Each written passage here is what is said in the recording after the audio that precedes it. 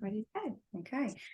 Hello, Sacred Souls. We're here today with Debbi Walker, who is a phenomenal sound healer, and she not only does she do this as a practice, but she also teaches this. And obviously, in the bio, you'd have heard that she was originally a nurse, so she's got a lot of background in nursing as well.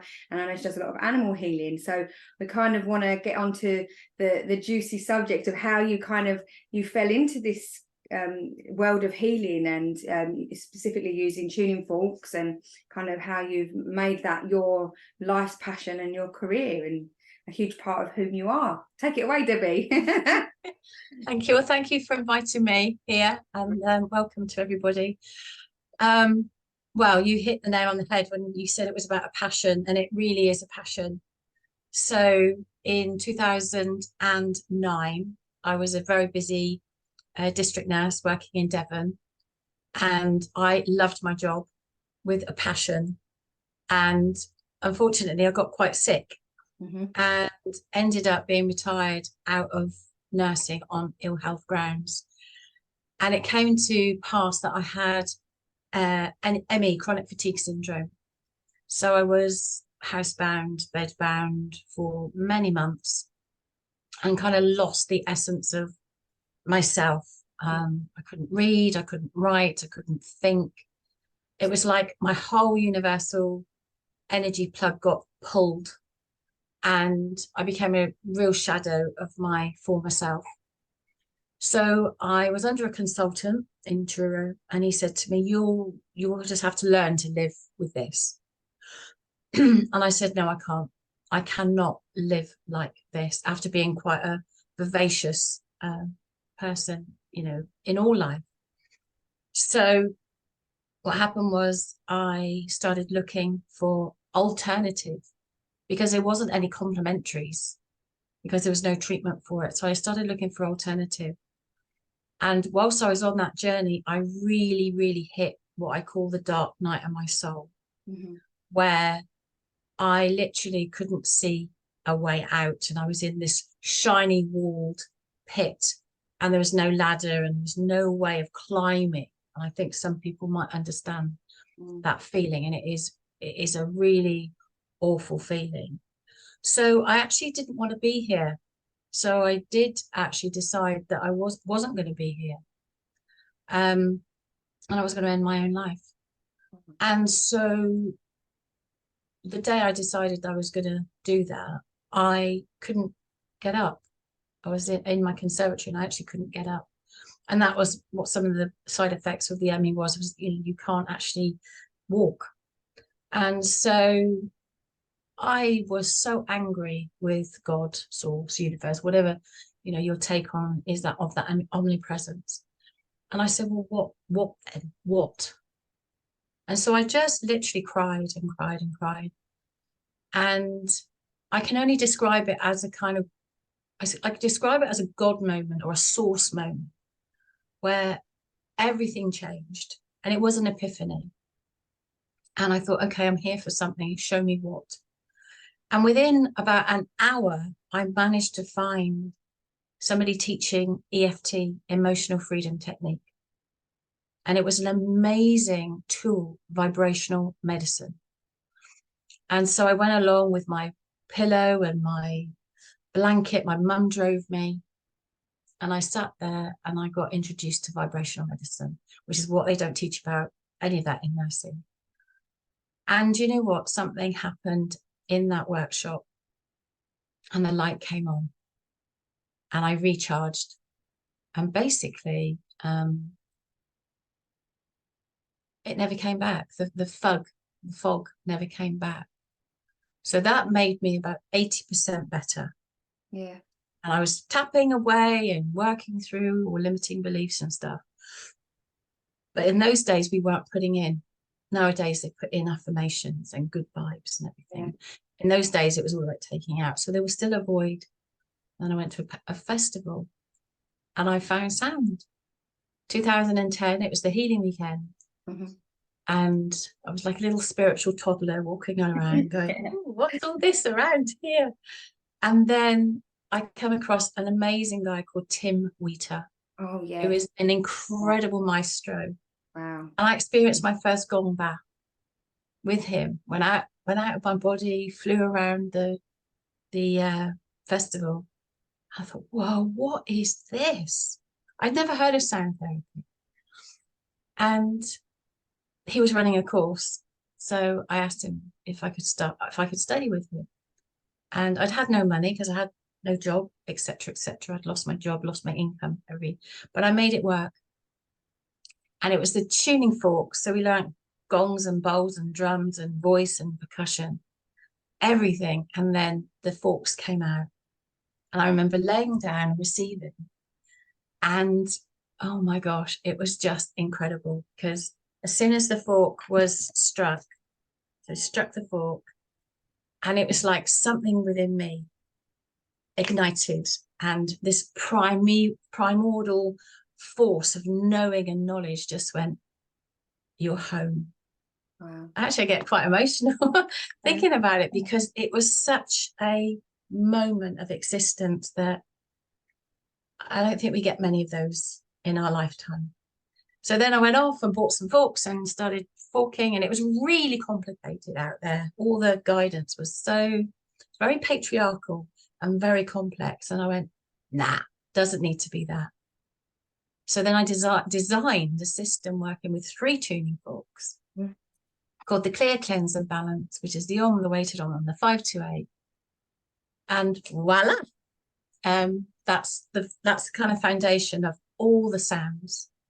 So in a very, very short nutshell, that's how you that is how I got into it, you know, from really poor health to vibrant health. And how do you, I was just about to say that, how is your health now as a result of all the years you've obviously, I know it's been some 30 years now you've been doing this for, or 25 well, years? I've been 13 years teaching sound, but nearly 35 years in health and well-being. Yeah. And you know, and I'm come to a place of healing yourself now. Yeah, and recently, Faye, I've had I went through another menopause phase. I'll get to that in a minute.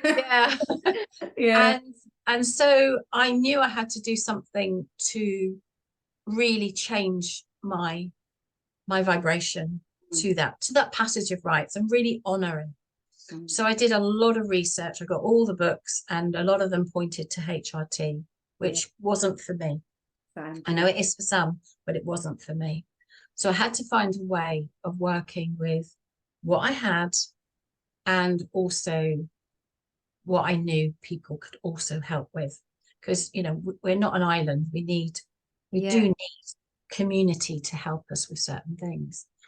And I'm really, really happy to say that, you know, the things that I went and sought, and friends I reach out to, you know, experts in their field, has worked. So I'm really, really enjoying a very happy, vibrant, energetic life at the moment, because I'm still quite busy. But I have quite good balance. I think this is the point. We have balance and sacred boundaries. 100%. Very important. This is true. We're definitely learning that, aren't we? Like, we are trying to balance that kind of work environment and, you know, family boundaries, and also your own individual boundaries, as well as what's taking a lot of your energy as well, and trying to figure out what you can give your energy to that's not going to completely like deplete you of everything. And it's hard, isn't it, to find that balance of doing things that you enjoy doing, things that like set your soul on fire, and things that make you excited, but then they also just, you can't fit them into your daily life. If that makes sense. Yeah, there's a balance between that draining aspect of something that becomes a hobby, and then it literally takes everything from you, doesn't it? But it's so inspiring to hear, though, that you've had that experience that's just completely turned your whole life around and put you on a different path, and you're just in a completely different place. And do you know, Beth, it still carries on, because, you know, when I went through the first section of menopause, which was about 2017 to 2019, I didn't know what was happening. You know, I really, I mean, I'm a nurse and I should have known, but I didn't know. All I knew is that I was losing myself again. You know, it really is a passage of rights. 100%. You know, for women, you know, And retrospectively, I believe I went actually through that process for about 10 years. Exactly the same as me. A lot of people don't know as well, do they, how long that period goes on for? Exactly. I can relate to what you're saying so much, because I've suffered with fibromyalgia for 25 years perhaps, and started not long after I had my first child, which is just sitting here, in my early 20s. And I went through a process of, like yourself, trying to find ways of being able to heal myself, because there wasn't really much known about it back then. And I went down the road of diet and exercise and spiritual transformations in that way. But then coming to this point in my life where I'm going through that crone phase and menopausal phase, I think I've been perimenopausal for about 10 years. Yeah. So, and I think when you've got a body that is more prone to perhaps ME or fibromyalgia, you are more aware of the physicality of those changes. I think the vibrational aspect of it is, the energetic aspect of the change is felt very viscerally. On your subtle body, as well as in your mental mind. And I was experiencing lots of physical changes, like dryness in the skin, all of those kind of things that get attributed to menopause, but more importantly, feeling quite low, very anxious. Like, I've never experienced anxiety like it. Like, the panic attacks that I had were on another scale of horrendous, like almost terrifying. And although I've struggled with anxiety over the years, I've never experienced anything like that. And it was obviously, now I know this, at the time I thought something was going on, something seriously was wrong. But I was anemic because of other things that happened with the menopause, and I was also going through those estrogen drops, which I had no idea could cause that degree of like imbalance. So exactly like you, I went on that same journey because I didn't want to go on HRT, and I really, not that I'm saying that's not what you should do, because everybody's got their right to their own body autonomy and what they want to do. But for me, with my history, I didn't feel it would be good to start putting all loads of chemicals back in my body. So that's when I started discovering Ayurveda, and I know you've just been exploring that same pathway, haven't you, with that in mind as well? And so tell us about that, what you've found and how that's helped you. Well, I really kind of wanted to be looking at the best version of me as I possibly could. So I've kind of studied quite a few different cultural ways of doing things. So I initially started doing macrobiotic, health and lifestyle and eating, and that was, incredible. But then I found very quickly that I couldn't tolerate soya. So, and it's quite a predominant aspect of it. I know there's a lot more to it, but it was a little bit, it kind of, my body just said, in the end, it said, this isn't for you. So then I started a journey with Ayurvedic medicine. And that was profound, because it isn't just obviously diet, it is about lifestyle as well. And it's simple things like how, the cultural, the Indian culture and beyond that has simple thing like oil pulling, using coconut oil, sesame oil in the morning, really helps mouth health. Body brushing helps get rid of the toxins. Getting up at 6 in the morning, or around about 6 in the morning, going to bed at 10, so you have optimum cell rejuvenation. Oiling your body, oiling your hair.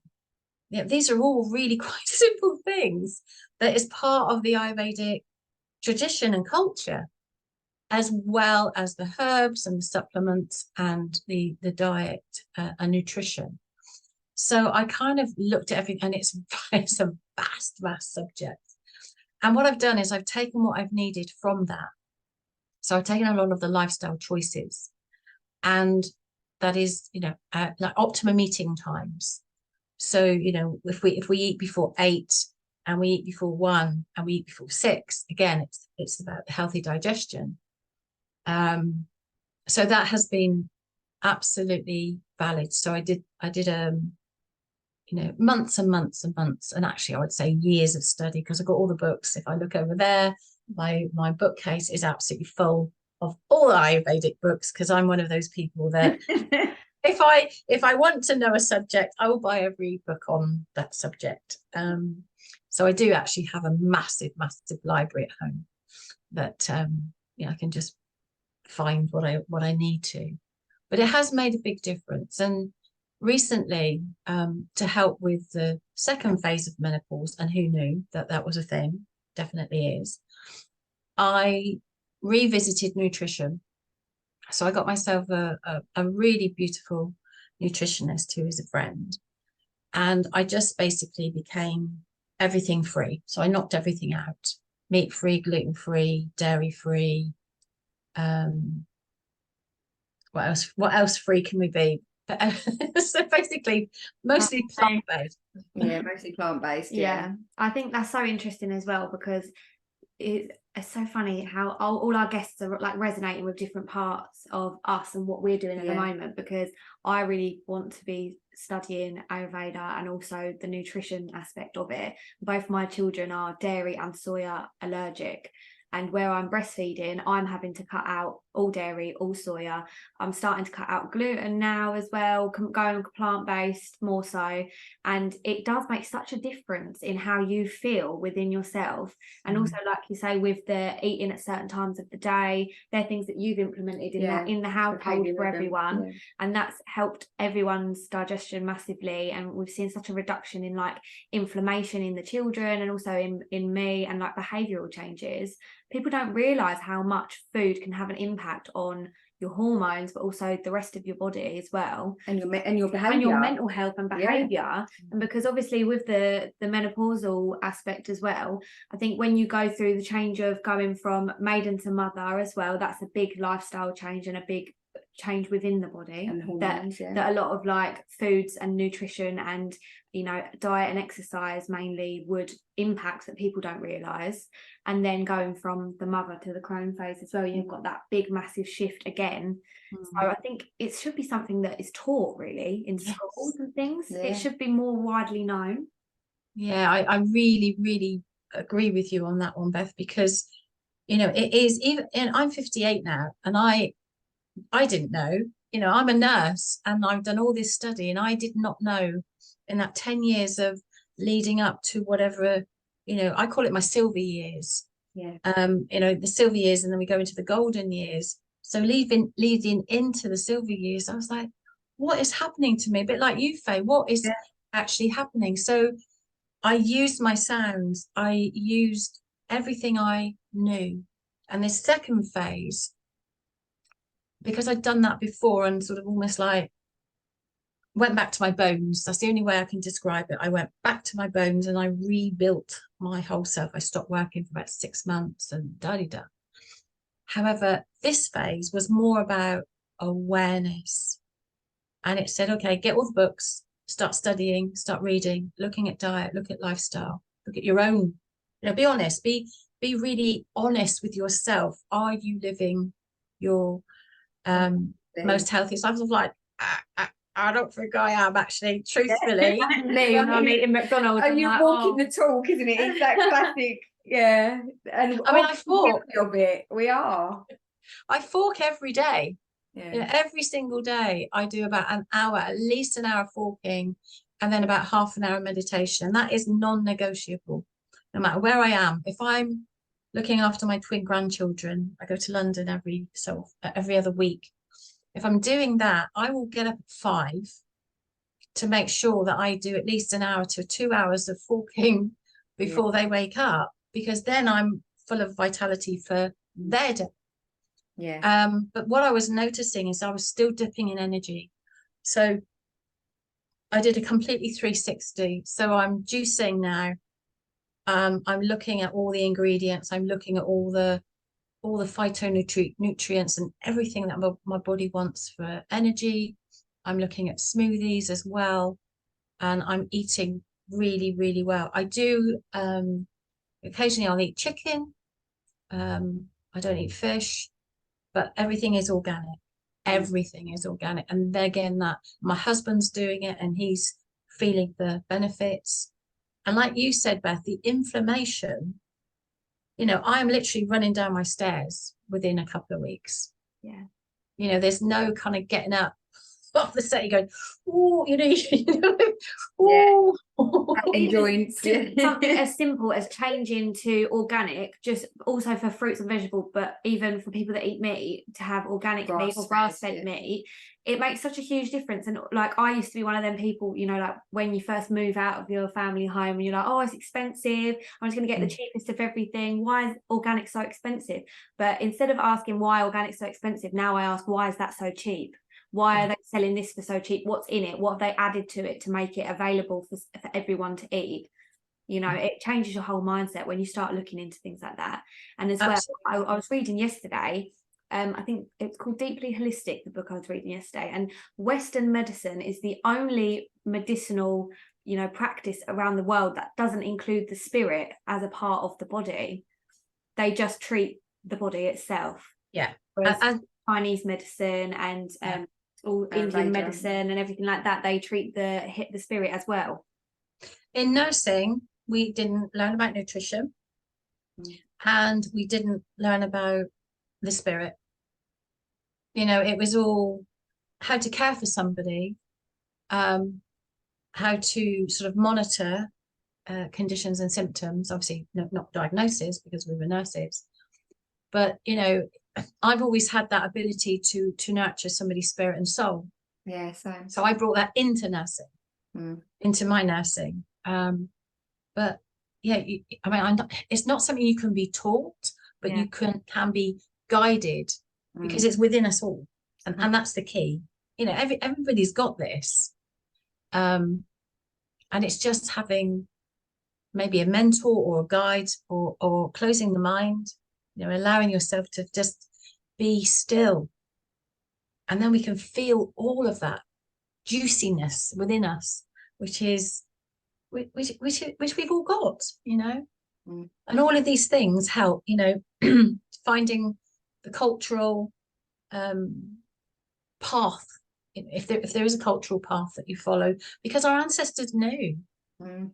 I spoke to my mum yesterday, she's 86 soon, and I said to her, what did you do in your day for, because she was post-war, so what did you do in your day for like food and cleaning products, and how did you live? And she said, well, obviously we had a vegetable patch, obviously we did everything naturally, we used everything in a very natural form and way. And then she said, and then there was Ajax. And I was like, oh. And I said, did you not use bicarbonate of soda and lemon juice and apple cider vinegar? And then she spoke about, how there was no toilet paper, so they used to use newspaper threaded on and I was like, wow, they made the best, didn't they? That's what I find interesting as well. Like way back, everyone was a herbalist. Way back with ancestors, everyone was a herbalist, and now it's like, if you know things about herbal medicine and plant medicine, people look at you and they're like, wow, how do you even know this stuff? And you think, well, everyone knew it at one point.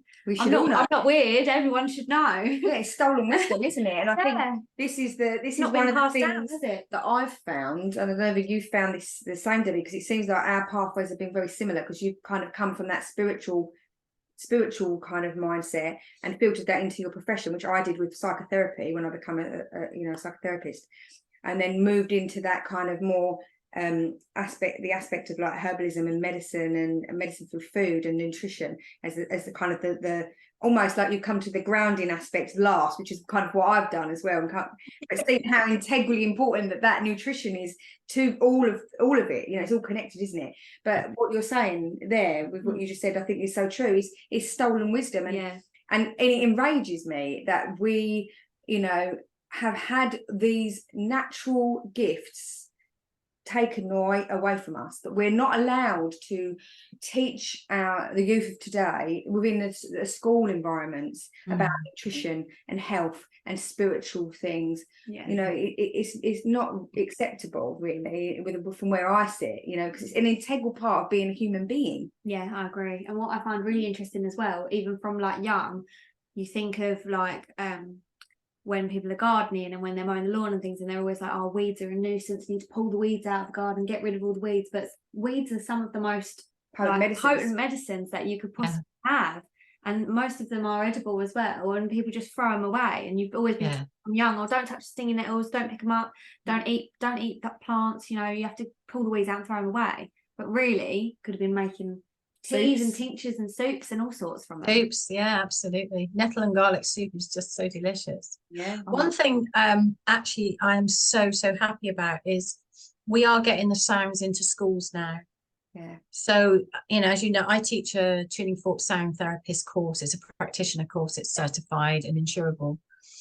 And we're Suara Sound Academy is a school with the British Complementary Medicine Association. Yeah. Plus I'm a training organisation with holistic insurance services. So it's got a really good foundational basis. So when the people come and train with me, then they go off and do the sounds and everything. And some of the ambassadors now have got the sounds into schools. So it's really beautiful because they're working. In fact, one amazing ambassador, she had a place funded by her school. Wow. And then they bought her tuning fork so she could take them into the school, work with the children, work with the staff. I mean, how forward thinking is that? Yeah, that's brilliant. That's what we want. That's what we need, isn't it? Yes. And I know you've been doing a lot of work towards a lot of scientific research as well, Debbie. So I'll see on your Facebook recently you was involved in a project about the frequency of sound and how, you know, it helps and inhibits certain disease and illness. And perhaps you could chat to our listeners a little bit about that as well, because that's fascinating. Yeah, well, this I was invited by an amazing woman called Dr. Neha Sharma, who is from Leicester. And she's created a CIC company called Aarogyam UK. And Aarogyam means full health, all health, whole health in Sanskrit. And so she found my work. I don't know how, but she found me and she approached me and said, would you run something for our group? And I said, yeah, of course. So originally it was just going to be every couple of weeks, a bit of a meditation, some sound. I created a track called the Triple On, which I'll give you a link to because it's a free download. Yeah, that's fantastic. And the Triple On, what we said to people was they just listen to it once a day for as long as they felt. So optimally about 30 minutes, but they could listen in the morning, in the afternoon, the evening, at night time, whatever, in the middle of the night. So it was their kind of self-directed press play. So they listened and the results were phenomenal. And in our first session, we found that health and well-being was, so, you know, I said to everybody, how are you feeling now? And it was tired, exhausted, in pain, frustrated. So there was a lot of lower energy vibration within the chat, the group. I think we had about 80 odd participants on our first meeting, which was incredible. And then I played the track for them, and literally within half an hour of just the track and a little bit of a meditation, it was uplifted, pain has gone, feeling optimistic. It was such a profound, and Dr. Neha and I was just looking at it going, wow. Because I know how it works, but I think there was a collective consciousness, there was a collective whole, you know, people there, and they were just listening, and we were all listening together. And that study was submitted to the World Health Organization, and it was approved as a research study.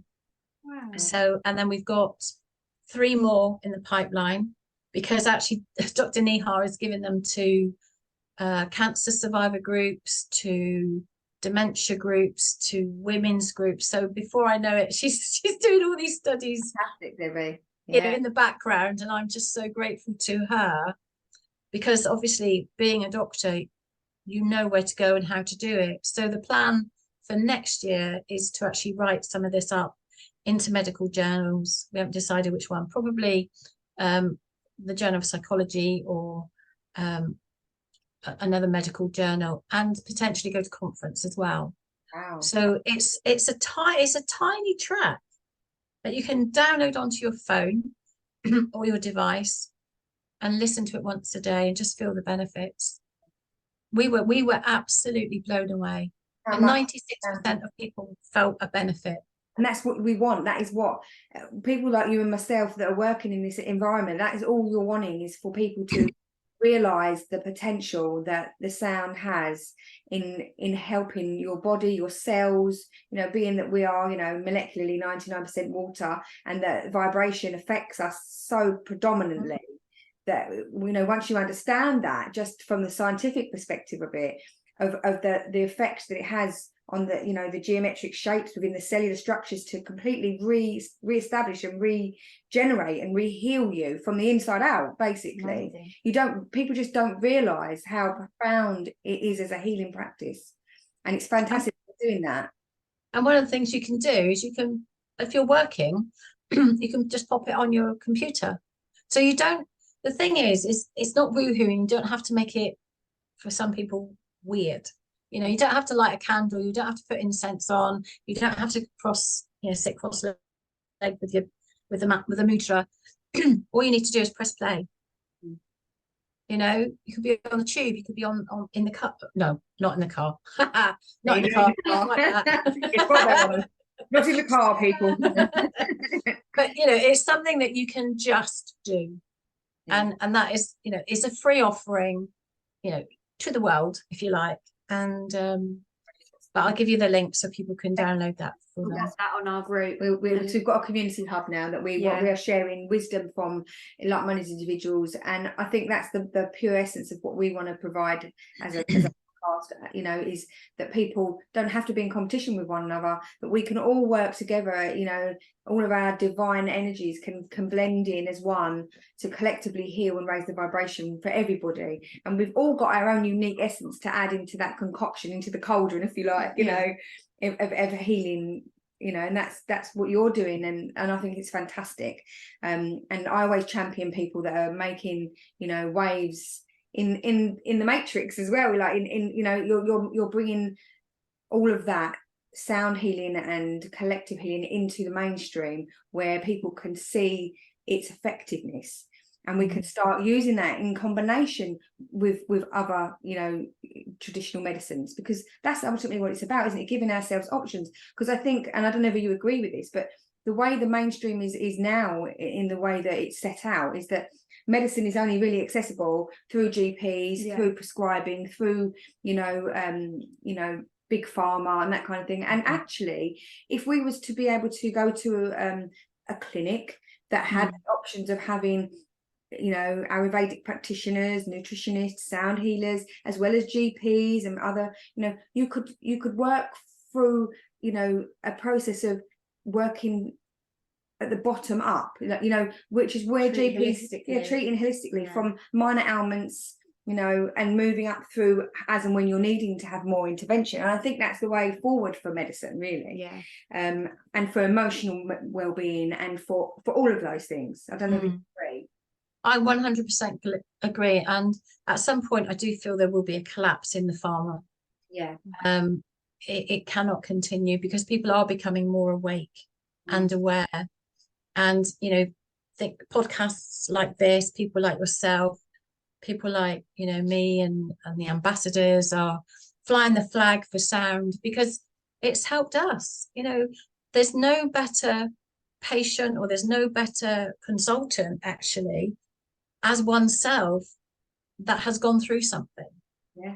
And it's all different. And this is the thing with things like ME, energy illnesses, fibromyalgia, the menopause, etc., etc. It affects everybody in different ways. So there's no one size. However, when we look at vibrational medicine as a whole, there's a massive toolkit. Sound, EFT, food, talking therapies, all Reiki, movement, all of the above, you know, it's all of those. all of the above. There's so much available for you to explore and try, Yeah. isn't there? You don't just have to go and take a pill. Well, that's the You thing. know. When you go to a GP, for example, with menopausal symptoms, and you don't know where to turn, you don't know what's going on, you're confused about everything that's happening in your body, what's part of the menopause, what's something that's going on, like with you, and you thought you had lots of All things they that do were is it's actually wrong. antidepressants straight away. And then it's just Yes. that it should be that they've got like leaflets and things that they can give out that have got these sort of alternative therapies on, because people don't know about these things. Yeah. It's only like because of my mum that I know these sort of things even exist. A lot of people just wouldn't even realise that that's an option. The other great vibrational medicine is homeopathy. Yeah.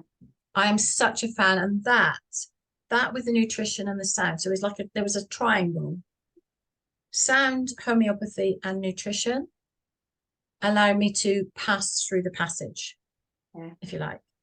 And my amazing, she's called Karen Leadbeater.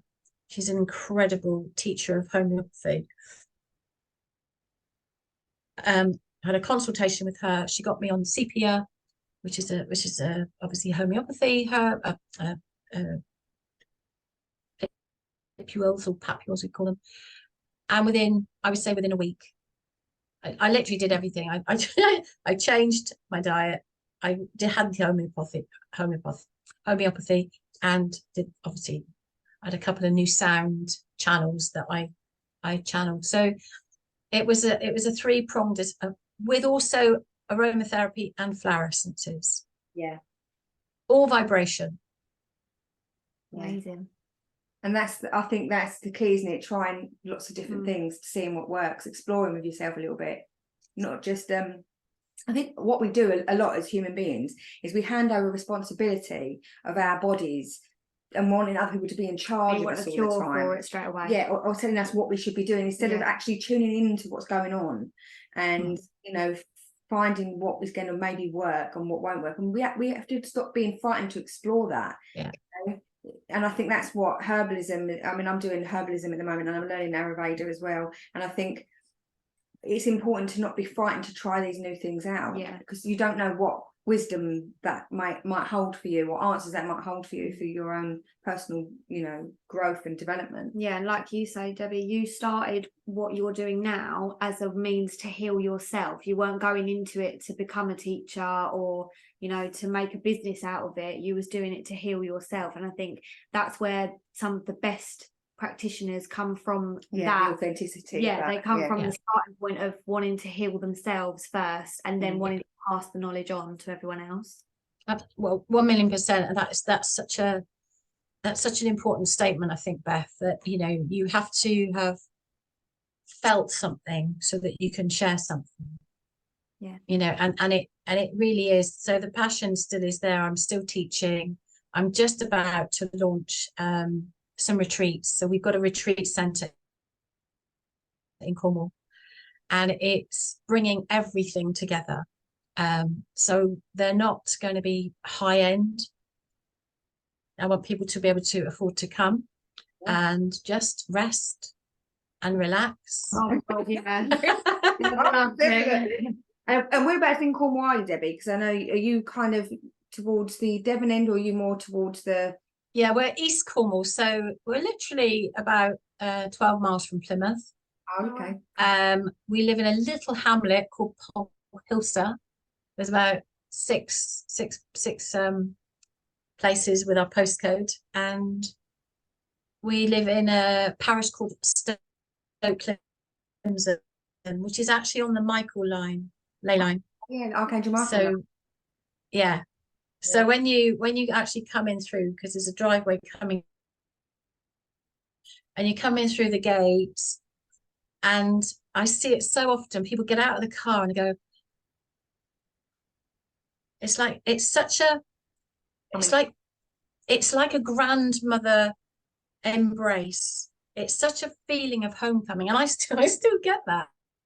We've been here 7 years now, and Trev and I are just ordinary people that have worked hard. There's no magic money fairy. There's no anything else except we've worked hard. And what I did all those years ago is I set the intention of what I wanted to do, and I wanted a retreat. and the universe helped and inspired. And I think one of the things I wanted to also pick up on is when you start to become a clearer channel, and that whether that's through your practices, clearer mind. So for me, obviously, it's the sound, the tuning forks, meditation, and the food. I am manifesting like that. And I have to be so mindful about what I ask for and be really clear, because it will pop up.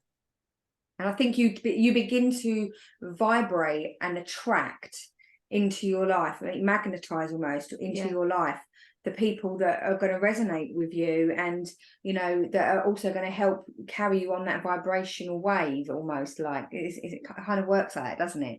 It absolutely does. You build your tribe according to your own vibe. I know it's a cliche, but your vibe does it. So according to what you feel you put out is what you get back in.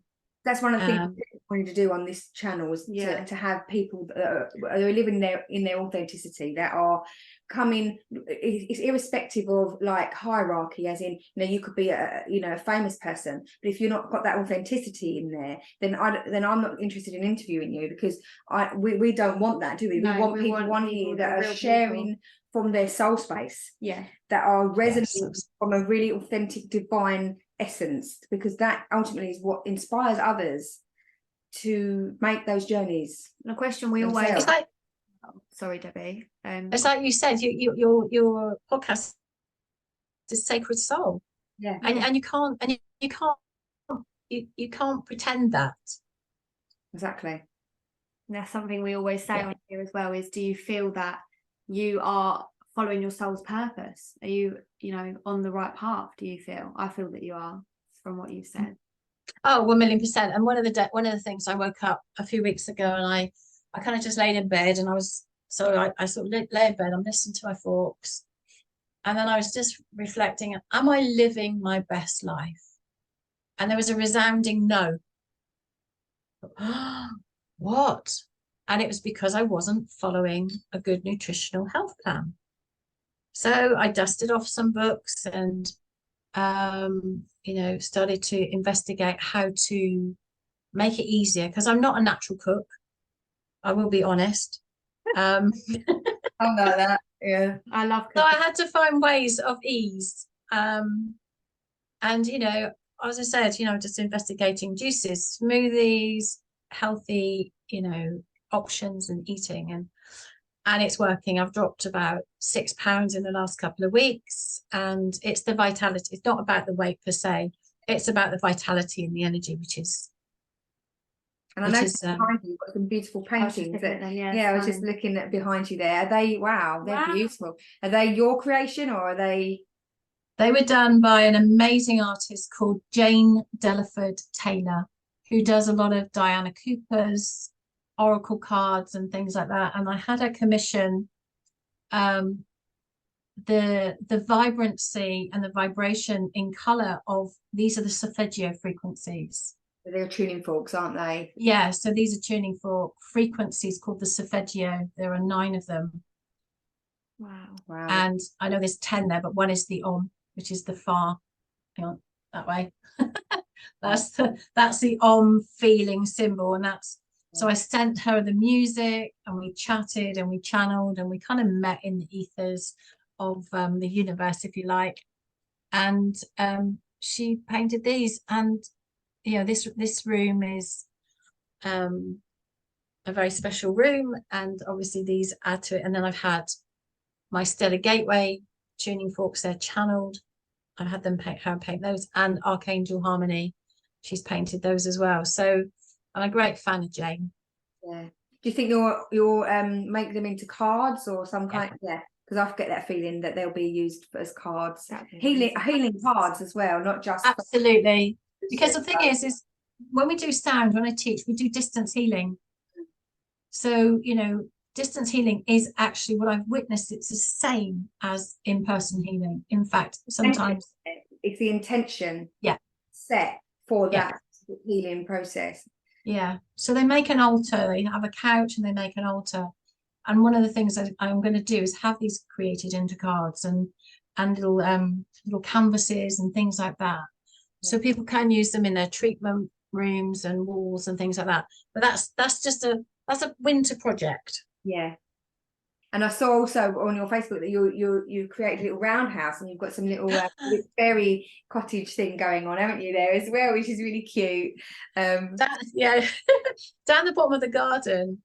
I was at some sound baths. I don't know if your kind of listeners have been into sound baths. I don't know if you've done a sound bath. I did a sound bath or gong bath master training with a lady called Sarah Gregg. I don't know if you've heard of Sarah before. Yes, I have. Yeah.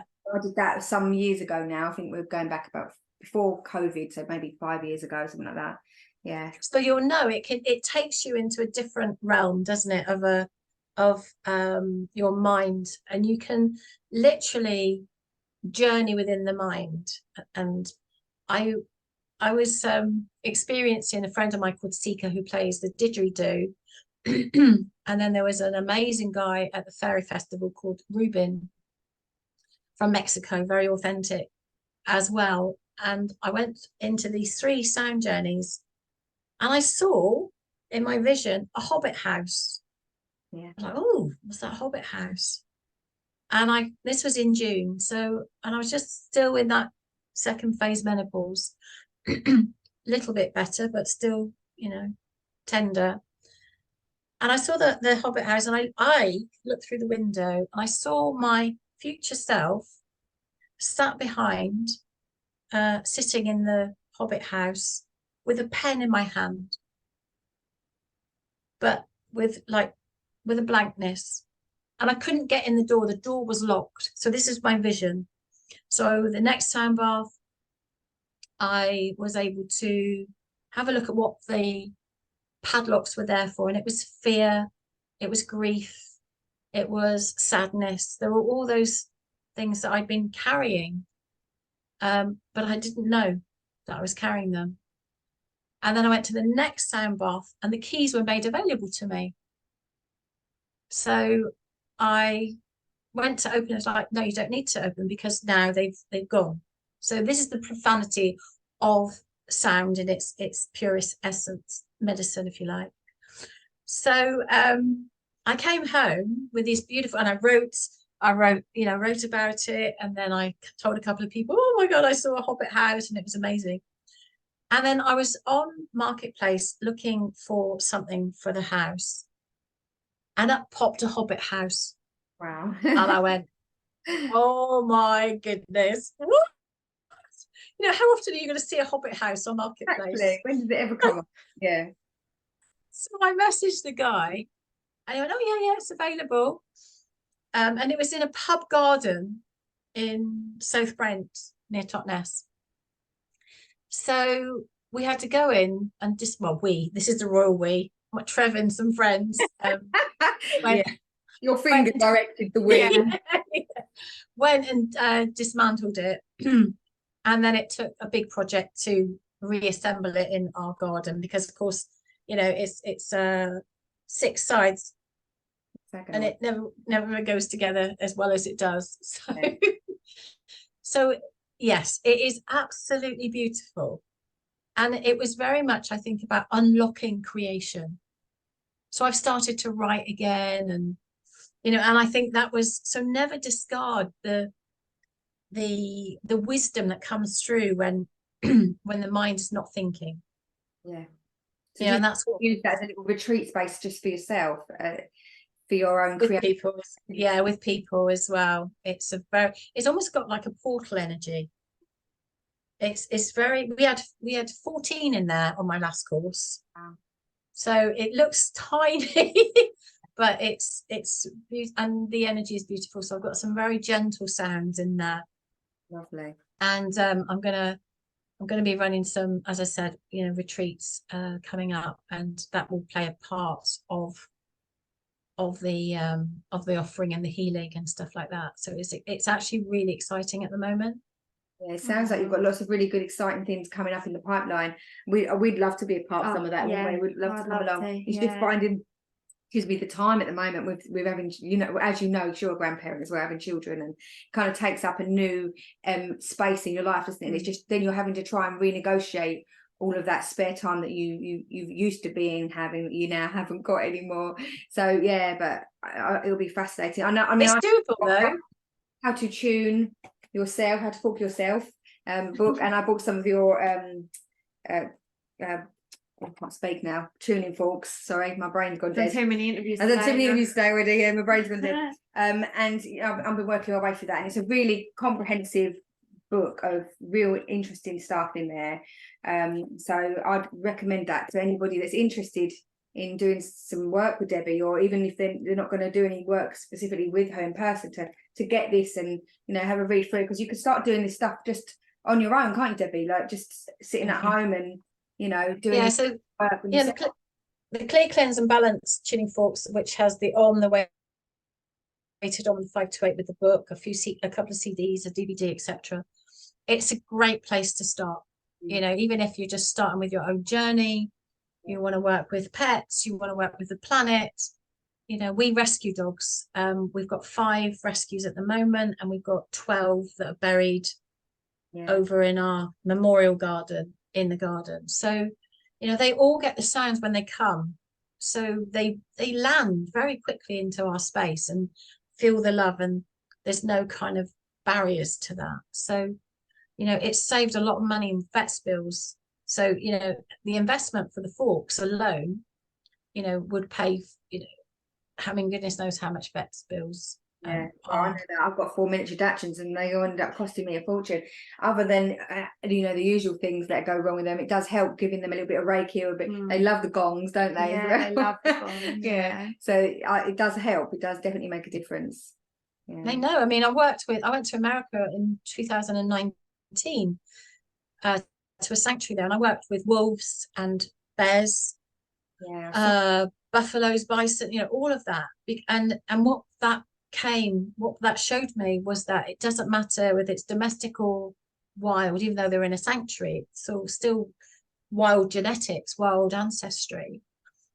They will tell you whether they like the sounds or not. And the first thing they do is they smell. So there's a big sniff, sniff, sniff, sniff, sniff, and then they'll stay or they'll walk away. And that's what I've also incorporated into the train, is that we strike the fork and we bring it to our nose, because then it comes in through the respiratory system, and then that's bringing that oxygenated air and sound into every part of our being. And you think really profound thing. That's really interesting you're saying that, Debbie, because when you were saying that to me, it kind of took me back then to, you know, when we're first born, it's almost like they're your first senses, aren't they? Your hearing and your smelling. And these are also extra sensory perceptions that we have when we're using our channeling abilities and our clairvoyance, and, you know, when I'm working mediumistically. And so I think it makes complete sense that you're using and stimulating those senses as part of a healing process, because it's intrinsic, isn't it, to allowing those things to move within the body and move with the energy of the body. And, you know, when you hear, what happens is you hear, and your nervous system, which is constantly on, listens and relaxes. You know, there's no magic in that. That is just how it is. So you listen and you suddenly start to feel relaxed. Autonomic nervous system, parasympathetic nervous system, blood pressure lowers, or if it's low, it comes up. So we have something called homeostasis going on within the body. There's something called sympathetic resonance, where one thing affects another thing. And that is something that I've witnessed over the last 13 years, is the body will do what it needs to do. As long as we turn up and we're present in whatever we're doing. And for me, obviously, it's sound. The body will actually do what it needs to do. It's when you involve things that confuse the body, different vibrations. So the purer the vibration can be, the more the body knows how to heal itself. And that's true within, even within our bodily systems with regard to food, like what you're saying there, you know, as pure as it can be. And what came into my mind when you were speaking about that then was, you know, when we talk about adaptogens, which are, you know, plant medicine that actually work in the body with an intelligence, in that when you're using them for medicinal purposes, they will elevate the blood pressure if it needs elevating, or they will lower the blood pressure if it needs lowering. And what you're saying is sound works in that very similar way of an adaptogenic, really, in that it literally gives you what you need, and your body knows what it needs, and it just literally takes that from the vibrational frequency, which is so, I mean, it's phenomenal, isn't it, when you're looking at it like that? I think we could sort of, in a nutshell, we could say it's like an adaptogenic homeostasis tool. So basically it adapts the body to its own natural rhythm. Da-da. But isn't it phenomenal when sometimes you don't realize the power of the work you do until you're talking about it to somebody else. I know, I was just thinking, and then you think, blimey, that is so, you know, that is so on point, isn't it, what you're doing? Hitting some forks, is it? That's right. Exactly. People used to walk past me at shows in the early days, and they go, what's that? What's that then? And you know what, now obviously, you know, I've obviously grown in my, you know, exploration, and it's a delivery system of a vibration, frequency, and energy. Which we all are, aren't we? We're all energy. Which it brings what it needs to, and I'm going to use that adaptogenic homeostasis tool because I like that. You take that, Debbie. You do what you need. Thanks.